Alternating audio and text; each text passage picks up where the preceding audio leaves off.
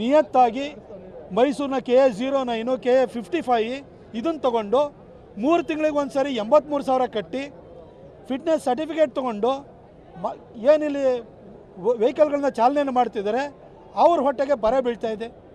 ಶಕ್ತಿ ಯೋಜನೆಯಿಂದ ಈಗ ಆಲ್ರೆಡಿ ನಮ್ಗೆ ಏನು ಬಾಡಿಗೆಗೆ ಯಾರು ಬರುವಂತಾರೆ ಅಥವಾ ಬಸ್ಗಳಲ್ಲಿ ಖಾಸಗಿ ವೆಹಿಕಲ್ಗಳಲ್ಲಿ ಓಡಾಡೋ ಸಂಖ್ಯೆ ಕಮ್ಮಿ ಆಗಿದೆ. ಇದ್ರ ಮಧ್ಯದಲ್ಲೇ ಸರ್ಕಾರ ಡೀಸೆಲ್ ಪೆಟ್ರೋಲ್ ಬೆಲೆನ 3 ರೂಪಾಯಿ ಜಾಸ್ತಿ ಮಾಡಿದರು. ಈ ಮಧ್ಯದಲ್ಲೇ ಸೆಸ್ ಅಂತ ಹೇಳ್ಬಿಟ್ಟು ಮತ್ತೆ 3 ರೂಪಾಯಿ ಹಾಕಿದ್ದಾರೆ. ಇದ್ರ ಜೊತೆಗೆ ಹೊರ ರಾಜ್ಯಗಳ ರಿಜಿಸ್ಟ್ರೇಷನ್ ಮಾಡಿಕೊಂಡು ಹೊರ ರಾಜ್ಯಗಳಿಂದ ಇಲ್ಲಿ ಬಂದು ಮದರ್ ಟ್ಯಾಕ್ಸನ್ನು ಕದೀತಾ ಇರುವಂತಹ ವಾಹನಗಳ ಹಾವಳಿ. ಎಲ್ಲಿಗೆ ಹೋಗಬೇಕು ನಮ್ಮ ಜನ? ನ್ಯಾಯಯುತವಾಗಿ ಟ್ಯಾಕ್ಸ್ ಕಟ್ಟೋರಿಗೆ ಇವತ್ತು ಬದುಕೋಕ್ಕೆ ಅವಕಾಶನೇ ಇಲ್ಲ, ಅವ್ರಿಗೆ ಕಾಲನೇ ಇಲ್ಲ ಅನ್ನೋಂಥ ಪರಿಸ್ಥಿತಿ ಬಂದಿದೆ. ಹಾಗಾಗಿ ಇವತ್ತು RTO ಎದುರುಗಡೆ ನಮ್ಮ ಎಲ್ಲ ಚಾಲಕರ ಸಂಘದ ಮುಖಾಂತರವಾಗಿ ನಾವು ಪ್ರೊಟೆಸ್ಟನ್ನು ಮಾಡಿದ್ದೀವಿ. ಇಬ್ಬರು ಆಯುಕ್ತರಿಗೆ ನಾವು ಹೇಳಿದ್ದೀವಿ, ತಕ್ಷಣಕ್ಕೆ ಇವತ್ತು ಸಂಜೆ ಒಳಗಡೆ ನೀವು ಏನು FC ಮಾಡಬೇಕಾದ್ರೆ GPS ಪ್ಯಾನಿಕ್ ಬಟನ್ನ ಅಳವಡಿಸ್ಕೊಳ್ಬೇಕು ಅಂತ ಸರ್ಕಾರದಿಂದ ನಿಯಮ ಬಂದಿದೆ. ಕೇಂದ್ರ ಸರ್ಕಾರದಲ್ಲಿ ನಾವೇ ನಿಯಮ ಮಾಡಿದ್ದೀವಿ. ಆದರೆ GPS ಅಳವಡಿಸ್ಕೊಳ್ಳೋಕ್ಕೆ ಮಾರ್ಕೆಟಲ್ಲಿ ಹೋದರೆ, ಹೊರಗಡೆ ಹೋದರೆ ಓಪನ್ ಮಾರ್ಕೆಟಲ್ಲಿ 1,000 ರೂಪಾಯಿ ಸಿಗೋವಂಥ GPS ಏನು ಯಂತ್ರ ಇದೆ, ಹಾಗೂ ಅದರದ್ದು ಏನು ಆ್ಯಪ್ ಸಿಗುತ್ತೆ ನಾವು ಮಾಡ್ಕೊಳ್ಬೋದು. ಅದನ್ನು ಇಲ್ಲಿ ಸರ್ಕಾರದವರು ಟೆಂಡರ್ ಕರೆದು 12 ಏಜೆನ್ಸಿಗಳಿಗೆ ಕೊಟ್ಟಿದ್ದಾರೆ.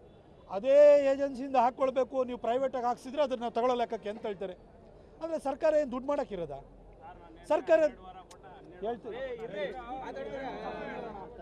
ಸರ್ಕಾರ ಇರೋದು ದುಡ್ಡು ಮಾಡೋಕ್ಕಲ್ಲ, ಜನಕ್ಕೆ ಅನುಕೂಲ ಕಲ್ಪಿಸ್ಕೊಡೋದಕ್ಕೆ. ಹಾಗಾಗಿ ದಯವಿಟ್ಟು ನಾನು ಮಾನ್ಯ ಮುಖ್ಯಮಂತ್ರಿ ಸಿದ್ದರಾಮಯ್ಯ ಸಾಹೇಬ್ರಿಗೆ ಕೇಳ್ತೀನಿ, ಸರ್ ಈ 12 ಆ್ಯಪ್ ಏಜೆನ್ಸಿಗಳೇ ಹಾಕ್ಬೇಕು ಸರ್, ನಮಗೆ ಕಮ್ಮಿ ಸಿಗುತ್ತೆ ಕಮ್ಮಿಯಲ್ಲಿ ಹಾಕ್ಸ್ಕೊಳ್ತೀವಿ. ನಿಮಗೇನು ಯಾರ್ಯಾರು ಬಸ್ಗಳಲ್ಲಿ ವಾಹನಗಳಲ್ಲಿ ಓಡಾಡ್ತಾರೆ, ಖಾಸಗಿ ವಾಹನಗಳಲ್ಲಿ ಓಡಾಡ್ತಾರೆ, ತುರ್ತು ಸಂದರ್ಭದಲ್ಲಿ ಅವರು ಪ್ಯಾನಿಕ್ ಬಟನ್ನ ಪ್ರೆಸ್ ಮಾಡಿದರೆ ಕಮಾಂಡ್ ಆ್ಯಂಡ್ ಕಂಟ್ರೋಲ್ ರೂಮಿಗೆ ಮಾಹಿತಿ ಬರಬೇಕು, ಒಂದು SOS ಬರಬೇಕು, ಅದಾದಮೇಲೆ ಆ್ಯಕ್ಷನ್ ಇನಿಷಿಯೇಟ್ ಮಾಡಬೇಕು, ತುರ್ತಾಗಿ ಸ್ಪಂದಿಸಬೇಕು, ಅಷ್ಟೇ ತಾನೇ. ಇದು ಇದೇ ಏಜೆನ್ಸಿ ತೊಗೊಳ್ಬೇಕು, 12 ಏಜೆನ್ಸಿ ಇದೆ ಅಂತ ಹೇಳಿದರೆ ಅವರು 12, 15, 16,000 ರೂಪಾಯಿ ಕೇಳ್ತಿದ್ದಾರೆ. ಮಾರ್ಕೆಟಲ್ಲಿ 2,000 ರೂಪಾಯಿ 1,000 ರೂಪಾಯಿ ಸಿಗ್ತಾಯಿದೆ. ಇದ್ಯಾಕೆ ಸರ್ಕಾರಕ್ಕೆ ದುಡ್ಡು ಮಾಡೋಕ್ಕೆ ಇನ್ನೇನು ಬೇರೆ ದಾರಿ ಇಲ್ವಾ? ಅಥವಾ ಏಜೆನ್ಸಿಗಳಿಗೆ ದುಡ್ಡು ಮಾಡಿಕೊಡ್ಬೇಕಾ? ದಯವಿಟ್ಟು ಇದನ್ನು ಬಿಡಿ ಸರ್. ನಿಮ್ಮ ಶಕ್ತಿ ಯೋಜನೆಯಿಂದ ಅದರ ಉದ್ದೇಶದ ಬಗ್ಗೆ ನಾನು ಏನೋ ತಪ್ಪಾಗಿ ಹೇಳಲ್ಲ. ಆದರೆ ಖಾಸಗಿ ವಾಹನಗಳನ್ನ ಇಟ್ಕೊಂಡಿರೋರಿಗೆ ತುಂಬ ತೊಂದರೆ ಆಗಿದೆ, ದಯವಿಟ್ಟು ಅರ್ಥ ಮಾಡ್ಕೊಳ್ಳಿ. ಅವ್ರಿಗೆ ಇಲ್ಲಿ ಬಂದು ಒಂದು FCನ ಫಿಟ್ನೆಸ್ ಸರ್ಟಿಫಿಕೇಟ್ ಕೊಡಬೇಕು ಅಂದರೆ ನಿಮ್ಮ ಸೆಪ್ಟೆಂಬರ್ 10ನೇ ತಾರೀಕಿಂದ ಪ್ಯಾನಿಕ್ ಬಟನ್ ಅನ್ನೋದು ಲಾಗು ಆಗೋದು. ಆದರೆ ಇವಾಗಲೇ ನೀವು ಹೋಗಿ ಈ ಏಜೆನ್ಸಿಯಿಂದ ತೊಗೊಳ್ಳಿ 15,000 ರೂಪಾಯಿ ದಂಡ ಕಟ್ಟಿಸ್ಕೊಳ್ಳಿ ಅಂತ ಹೇಳ್ತಾರೆ. ಯಾಕೆ ಸರ್ ಮಾಡ್ಕೋಬೇಕು? ನಿಮ್ಮದು ಪ್ಯಾನಿಕ್ ಬಟನ್ನ ಅಳವಡಿಸ್ಕೊಳ್ಬೇಕಾದ್ರೆ ಕಡ್ಡಾಯ ಅಂತ ಮಾಡಿ, ಕೇಂದ್ರ ಸರ್ಕಾರದ ನಿಯಮ ಇದೆ. ಆದರೆ ಇಂಥದೇ ಏಜೆನ್ಸಿಯಿಂದ ತೊಗೊಳ್ಬೇಕು ಅಂತ ಏನಿದೆ ಸರ್? ನಾವು ಯಾವುದನ್ನು ಬೇಕಾದ್ರೂ ಬಳಸ್ಕೊಳ್ತೀವಿ. ದಯವಿಟ್ಟು ಪ್ಯಾನಿಕ್ ಬಟನನ್ನು ಅಳವಡಿಸ್ಕೊಳ್ಬೇಕಾದದ್ದು, ಎಮರ್ಜೆನ್ಸಿ ಪ್ಯಾನಿಕ್ ಬಟನ್ ಅಳವಡಿಸ್ಕೊಳ್ಬೇಕಾದ್ದು ಕಡ್ಡಾಯ ಅಂತ ಮಾಡಿ. ಆದರೆ ಇಂಥ ಏಜೆನ್ಸಿಯಿಂದಲೇ ತೊಗೊಳ್ಳಿ ಅಂತ ಹೇಳ್ಬಿಟ್ಟು ಕಡ್ಡಾಯ ಮಾಡೋಕ್ಕೆ ಹೋಗಬೇಡಿ. ಇದು ದಂಧ ಆಗುತ್ತೆ.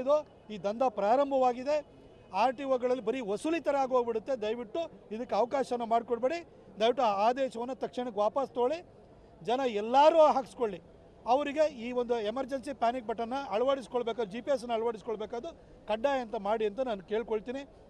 ಈ ಒಂದು 12 ಏಜೆನ್ಸಿಗಳು ಏನು ರೇಟ್ ಫಿಕ್ಸ್ ಮಾಡಿದ್ದಾರೆ ಅದನ್ನು ಕೂಡ ಕೊಡಬೇಕು ಅಂತ ಕೇಳಿದ್ದೀನಿ. ಅವರು ಯದ್ವಾ ರೇಟನ್ನು ಫಿಕ್ಸ್ ಮಾಡಿದರೆ ನಾವು ರಾಜ್ಯ ಮಟ್ಟದಲ್ಲಿ ಇದನ್ನು ಹೋರಾಟವನ್ನು ಕೈಗೆತ್ತಿಕೊಳ್ತೀವಿ. ಜೊತೆಗೆ ಮಾನ್ಯ ಮುಖ್ಯಮಂತ್ರಿಗಳಿಗೆ ನಾವು ಮನವಿಯನ್ನು ಕೂಡ ಮಾಡ್ಕೊಳ್ತೀವಿ. ಇದು ಮುಖ್ಯಮಂತ್ರಿಯವರ ತವರಲ್ಲೇ ನಡೀತಾ ಇರುವಂಥ ಹೋರಾಟ. ಖಂಡಿತ ಅದನ್ನು ಅವರು ಸಕಾರಾತ್ಮಕವಾಗಿ ತೆಗೆದುಕೊಂಡು ನೊಂದಿರುವಂಥ ಜನಕ್ಕೆ ಸ್ಪಂದಿಸ್ತಾರೆ ಅನ್ನೋ ವಿಶ್ವಾಸ ನನಗಿದೆ. ಹೊರ ರಾಜ್ಯಗಳೆಲ್ಲ ಏನು ರಿಜಿಸ್ಟ್ರೇಷನ್ ಮಾಡ್ಕೊಂಡು ಬಂದಿದ್ದಾರೆ, 3 ತಿಂಗಳಿಗೆ ಒಂದು ಸರಿ ಅವರು ಮದರ್ ಸ್ಟೇಟಿಗೆ ಅವ್ರು ಹೋಗಬೇಕು, ಎಂಟ್ರ್ ಆಗಬೇಕು. ಇದನ್ನು ಯಾರೂ ಮಾಡಲ್ಲ. ಇದು ಟ್ಯಾಕ್ಸನ್ನು ಕದಿಯೋದಕ್ಕೋಸ್ಕರನೇ, ಮದರ್ ಟ್ಯಾಕ್ಸನ್ನು ಉಳಿಸ್ಕೊಳ್ಳೋದಕ್ಕೋಸ್ಕರನೇ ಮಾಡಿರುವಂಥ ದಂಧ ಇದು. ತಕ್ಷಣಕ್ಕೆ RTO ಅದರಲ್ಲಿ ಮೈಸೂರಿನಲ್ಲಿ KA09 ಮತ್ತು 55 ಇವರಿಬ್ಬರು ಆ್ಯಕ್ಷನ್ ತೊಗೊಳ್ಬೇಕು. ಇಲ್ಲ ಅಂತಂದರೆ ಎಲ್ಲೆಲ್ಲಿ ನೀವು ಚೆಕ್ ಪೋಸ್ಟಲ್ಲಿ ನಿಂತಿರ್ತೀರಿ ಅಲ್ಲಿಗೆ ನಾವು ಬರ್ತೀವಿ, ಒಂದು ಟೀಮ್ ಮಾಡಿಕೊಂಡು ನೀವು ಇದನ್ನು ಇಂಪ್ಲಿಮೆಂಟ್ ಯಾಕೆ ಮಾಡ್ತಿಲ್ಲ ಅಂತ ನಿಮ್ಮನ್ನು ಅಲ್ಲೇ ಕೇಳ್ತೀವಿ, ನಾವೇ ಹಿಡಿಯೋ ಕೆಲಸನ ಮಾಡಬೇಕಾಗುತ್ತೆ.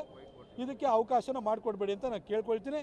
ಹಾಗೆ ತುಂಬ ಜನ ಓನರ್ಸ್ಗಳೇ ಅಂತ ಅಂದ್ಕೊಂಡ್ಬಿಟ್ಟು ಅವರು ವೈಟ್ ಬೋರ್ಡ್ಗಳನ್ನ ಇಟ್ಕೊಂಡು ಅವರೇ ಒಂದು ಬೇರೆ ಬೇರೆ ಏಜೆನ್ಸಿಗಳು ಮಾಡಿಕೊಂಡು ಸರ್ಕಾರಕ್ಕೆ ಯಾವ ಟ್ಯಾಕ್ಸನ್ನು ಕಟ್ತಿಲ್ಲ, ವೈಟ್ ಬೋರ್ಡ್ಗಳನ್ನ ಇಟ್ಕೊಂಡು ಸೆಲ್ಫ್ ಡ್ರೈವಿಂಗಿಗೆ ಕೊಟ್ಕೊಂಡು ಅವರು ಕೂಡ ವ್ಯಾಪಾರ ವಹಿವಾಟನ್ನು ಮಾಡ್ತಾಯಿದ್ದಾರೆ. ನೀವು ಎಲ್ಲ ಬೋರ್ಡ್ ಹಾಕ್ಕೊಂಡು ನೀವು ಮಾಡಬೇಡಿ ಅಂತ ನಾನು ಖಂಡಿತ ಹೇಳಲ್ಲ. ಆದರೆ ವೈಟ್ ಬೋರ್ಡ್ ಹಾಕ್ಕೊಂಡು ಎಲ್ಲೋ ಬೋರ್ಡಲ್ಲಿ ಮದರ್ ಟ್ಯಾಕ್ಸನ್ನು ಕಟ್ತಾ ಇರುವಂಥವ್ರು ಹೊಟ್ಟೆ ಮೇಲೆ ಹೊಡೆಯೋಂಥ ಕೆಲಸ ಇದ್ರ ಮುಖಾಂತರವಾಗಿ ಆಗ್ತಾಯಿದೆ. ಇದಕ್ಕೆ ಅವಕಾಶ ಇಲ್ಲ. ಯಾರ್ಯಾರು ವೈಟ್ ಬೋರ್ಡಲ್ಲಿ ಈ ರೀತಿ ದಂಧ ಮಾಡ್ತಿದ್ದಾರೆ ಅವರ ಪಟ್ಟಿಯನ್ನು ನಮ್ಮ ಚಾಲಕರ ಸಂಘದವರೇ ಮಾಡ್ತಾರೆ. ಶುಕ್ರವಾರದವರೆಗೂ ಟೈಮ್ ಕೊಟ್ಟಿದ್ದೀವಿ. ಅದಾದಷ್ಟರೊಳಗಡೆ ನಾವು ಪಟ್ಟಿಯನ್ನು ಕೊಟ್ಟು ನಿಮ್ಮ ಮುಖಾಂತರವಾಗಿ RTO ಮುಖಾಂತರವಾಗಿ ರೈಡ್ ಮಾಡಿಸ್ತೀವಿ. RTO ಆ್ಯಕ್ಷನ್ ತೊಗೊಳ್ಳಿಲ್ಲ ಅಂತಂದರೆ RTO ಮುಂದೆ ನಾವೇ ಧರಣಿಗೆ ಕೂತ್ಕೊಳ್ಬೇಕಾಗುತ್ತೆ. ಈಗ RTOದವರು ಎಲ್ಲ ಕಡೆನೂ ಕೂಡ ಓವರ್ಲೋಡ್ ಆಗಿರೋ ಗಾಡಿಯಿಂದ ಪ್ರತಿಯೊಂದೂ ಹಿಡಿತಾರೆ. ಮೋಟಾರ್ ವೆಹಿಕಲ್ ಅಮೆಂಡ್ಮೆಂಟ್ ಆ್ಯಕ್ಟನ್ನು ತೊಗೊಂಬಂದಿದ್ದೇ RTOದವರು ಸುಮ್ಮನೆ ವಸೂಲಿ ಮಾಡೋದನ್ನು ನಿಲ್ಲಿಸೋದಕ್ಕೋಸ್ಕರ ದಂಧನ ಹೊಡಿಬೇಕು ಅಂತಲೇ ಮಾಡಿದ್ದು. ಆದರೆ ಇವತ್ತು ನಿಮಗೇನು ನ್ಯಾಯಯುತವಾಗಿ ಯಾರು ಟ್ಯಾಕ್ಸ್ ಕೊಡ್ತಾರೆ ಅವ್ರಿಗೆ ತೊಂದರೆ ಆಗ್ತಿದೆ, ಅವ್ರಿಗೆ FC ಕೊಡಲ್ಲ, ಇನ್ನೊಂದು ಪ್ರಾಬ್ಲಮ್ ಆಗ್ತಿದೆ. ಆದರೆ ಅವರು ಕಾನೂನನ್ನು ಸದ್ಬಳಕೆಯನ್ನು ಮಾಡಿಕೊಂಡು ಹೊರ ರಾಜ್ಯಗಳಲ್ಲಿ ಯಾರೋ ನಾಗಾಲ್ಯಾಂಡು ನಿಮಗೆ DUDM ಕೇಂದ್ರಾಡಳಿತ ಪ್ರದೇಶದಿಂದ ಅಲ್ಲಿ ಬಂದು ಅಲ್ಲಿರೋಂಥ ಪಾಪ್ಯುಲೇಷನ್ ಎಷ್ಟಿದೆ, ಈ ವೆಹಿಕಲ್ಗಳು ಎಷ್ಟು ಬಂದಿದ್ದಾವೆ ನೀವು ಯೋಚನೆಯನ್ನು ಮಾಡಿ. ಅಂದು ಅವುಗಳಿಗೆಲ್ಲ ಇಲ್ಲಿ ಅವಕಾಶನ ಮಾಡಿಕೊಟ್ರೆ ನ್ಯಾಯಯುತವಾಗಿ ಬದುಕ್ತಾ ಇರೋರಿಗೆ ಬದುಕೋದೇ ಕಷ್ಟ ಆಗೋಗ್ಬಿಡುತ್ತೆ. ಹಾಗಾಗಿ ನಾವು ಅವ್ರಿಗೆ ಹೇಳಿದ್ದೀವಿ, ಒಂದು ವಾರ್ನಿಂಗ್ ಕೂಡ ಕೊಟ್ಟಿದ್ದೀವಿ, ಸಲಹೆನೂ ಕೂಡ ಕೊಟ್ಟಿದ್ದೀವಿ, ಮನವಿಯನ್ನು ಕೂಡ ಮಾಡ್ಕೊಂಡಿದ್ದೀವಿ. ಇಲ್ಲ ಅಂತಂದರೆ ಇದು ಇನ್ನೂ ಕೂಡ 1 ತಿಂಗಳಾಗಲಿ 2 ತಿಂಗಳಾಗಲಿ ನಾವು ನಿರಂತರವಾಗಿ ನಮ್ಮ ಹೋರಾಟವನ್ನು ಮುಂದುವರಿಸ್ತೀವಿ. ಜೊತೆಗೆ ನಾವೇ ಹಿಡಿದು ನಿಲ್ಲಿಸಿ ಅವ್ರನ್ನ ಸ್ಥಳಕ್ಕೆ ಕರೆಸೋ ಕೆಲಸ ಮಾಡ್ತೀವಿ. ಇದಾಗಿರೋ ಮತ್ತೊಂದು ವಿಚಾರ, ನಿರುವಂಥ ಟೈಮಲ್ಲಿ ಮುಸ್ಲಿಂ ದಂಪತಿಗಳಿಬ್ಬರು ಎದ್ದೇಳದೆ ಅದಕ್ಕೆ ಅಗೌರವ ತೋರಿಸಿದರೆ ಗಲಾಟೆ ಆಗಿದೆ, ತನಿಖೆ ನಡೀತಾ ಇದೆ. ನನಗೆ ಅದ್ರ ಬಗ್ಗೆ ಏನು ಮಾಹಿತಿ ಇಲ್ಲ, ನನಗೆ ಗೊತ್ತಿಲ್ಲ. ಪದೇ ಪದೇ ಈ ಥರದ ಇನ್ಸಿಡೆಂಟ್ಗಳಾಗ್ತವೆ. ಯಾರಲ್ಲಿ ಇದು ಜನ್ಮಭೂಮಿಯೂ ಇದೆ, ಪವಿತ್ರ ಭೂಮಿಯೂ ಇದೆ, ಅಂದರೆ ಮದರ್ಲ್ಯಾಂಡು ಇದೇನೆ, ಹುಟ್ಟಿದ ಭೂಮಿನೂ ಕೂಡ ಇದೆ, ಹಾಗೆ ಹೋಲಿ ಲ್ಯಾಂಡು ಇದೆ ಅಂತ ಯಾರ್ಯಾರು ಭಾವಿಸ್ತಾರೆ ಅವರು ಇಂಥ ಕೆಲಸ ಮಾಡಲ್ಲ. ಮದರ್ಲ್ಯಾಂಡ್ ಇದು, ಹೋಲಿ ಲ್ಯಾಂಡ್ ಇನ್ನೆಲ್ಲೋ ಅರಬ್ಬಲ್ಲಿದೆ ಅಂತ ಯಾರು ಭಾವಿಸ್ತಾರೆ ಅವ್ರು ಇಂಥ ಕೆಲಸವನ್ನು ಮಾಡ್ತಾರೆ. ಇಂಥದಕ್ಕೆ ಅವಕಾಶ ಆಗಬಾರ್ದು. ಅಲ್ಲಿ ಪಕ್ಕದವ್ರು ಯಾರು ನಿಂತ್ಕೊಂಡಿದ್ದಾರೆ, ನಾನು ಅವರಿಗೆ ಒಂದು ವಾಗ್ದಂಡನೇನಾದರೂ ಮಾಡಿ ಅವರಿಗೆ ನಿಲ್ಲಿಸೋಂಥ ಕೆಲಸ ಮಾಡಬೇಕು. ಯಾಕೆಂದರೆ ಕೆಲವೊಂದು ಸರಿ ಕೆಲವರು ಪಾಠ ಕಲಿಯದೇ ಇದ್ದಾಗ ಕಿವಿ ಹಿಂಡಿ ಪಾಠ ಕಲಿಸ್ಬೇಕಾಗುತ್ತೆ. ಆ ಕೆಲಸನ ಮಾಡಬೇಕಿತ್ತು ಅಂತ ನಾನು ಅನಿಸುತ್ತೆ. ಆದರೆ ನಾನು ಸ್ಪಷ್ಟವಾಗಿ ಹೇಳಲಿಕ್ಕೆ ಬಯಸ್ತೀನಿ, ಈ ದೇಶದಲ್ಲಿ ಹುಟ್ಟಿರೋರು ಎಲ್ಲರೂ ಕೂಡ ಇದನ್ನೇ ಮದರ್ಲ್ಯಾಂಡು, ಇದನ್ನೇ ಹೋಲಿ ಲ್ಯಾಂಡ್ ಅಂತ ಹೇಳ್ಬಿಟ್ಟು ಭಾವಿಸಬೇಕು. ಆ ರೀತಿ ಯಾರು ಭಾವಿಸಿಲ್ಲ ಅವರಲ್ಲಿ ಇಂಥ ಒಂದು ಅಬದ್ಧದ ವರ್ತನೆಗಳು ಮರುಕಳಿಸ್ತಾ ಇರ್ತವೆ. ಅದಕ್ಕೆ ಉಳಿದವರು ಅವಕಾಶ ಮಾಡಿಕೊಡುವಂಥದ್ದನ್ನು ಮಾಡಬಾರ್ದು ಅಂತ ಕೇಳ್ಕೊಳ್ತೀನಿ. ಹಾಂ, ಮುಖ್ಯಮಂತ್ರಿ ಸಿದ್ದರಾಮಯ್ಯನವರ ರಾಜೀನಾಮೆ ಒತ್ತಾಯಿಸಿದರೆ ಬಿಜೆಪಿ, ಅದಕ್ಕೆ ಸರ್ ನಾನು ಮಾನ್ಯ ಮುಖ್ಯಮಂತ್ರಿ ಸಿದ್ದರಾಮಯ್ಯನವ್ರ ಬಗ್ಗೆ ವೈಯಕ್ತಿಕವಾಗಿ ನಾನು ಅಪಾರವಾದಂಥ ಗೌರವವನ್ನು ಇಟ್ಕೊಂಡಿರೋಂಥ ವ್ಯಕ್ತಿ. ಒಂದು ಸಿದ್ದರಾಮಯ್ಯನವರಿಗೂ ನನಗೂ ಇರುವಂಥದ್ದು ಸೈದ್ಧಾಂತಿಕವಾದಂಥ ವಿರೋಧ, ಹಾಗೂ ಧಾರ್ಮಿಕ ವಿಚಾರದಲ್ಲಿ ನನಗೂ ಅವರಿಗೂ ಬಹಳ ವಿರೋಧಗಳಿದೆ. ಕಳೆದ 10 ವರ್ಷಗಳಿಂದ ಹಳೆ ಮೈಸೂರು ಭಾಗದಲ್ಲಿ ಸೈದ್ಧಾಂತಿಕ ವಿಚಾರ ಬಂದಾಗ, ಧಾರ್ಮಿಕವಾದ ವಿಚಾರ ಬಂದಾಗ ನಾನು ಸಿದ್ದರಾಮಯ್ಯನವ್ರ ವಿರುದ್ಧ ನಾನು ಖಡಾಖಂಡಿತವಾಗಿ ನಿಂತಿದ್ದೀನಿ, ವಿರೋಧಿಸಿದ್ದೀನಿ. ಅದು ಮಹಿಷಾ ದಸರಾ ಇರ್ಬೋದು, ಟಿಪ್ಪು ಜಯಂತಿ ಇರ್ಬೋದು, ಅಥವಾ ದೇಶದ ಅತ್ಯಂತ ಜನಪ್ರಿಯ ಪ್ರಧಾನಿ ಬಗ್ಗೆ ತುಚ್ಛವಾಗಿ ಮಾತಾಡುವಂಥ ವಿಚಾರಗಳಿರ್ಬೋದು.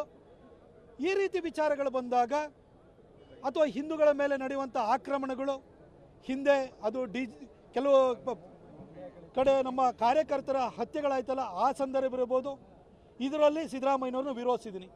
ಇನ್ನು DJ-ಹಳ್ಳಿ KJ-ಹಳ್ಳಿ ಅಂತ ಪ್ರಕರಣ, ಹರ್ಷ ಮರ್ಡರ್ ಕೇಸು, ಪ್ರವೀಣ್ ನೆಟ್ಟಾರೋ ಕೇಸ್ ನಡೆದಾಗ ನಮ್ಮ ಸರ್ಕಾರನೂ ಕೂಡ ವಿರೋಧಿಸಿದ್ದೀನಿ.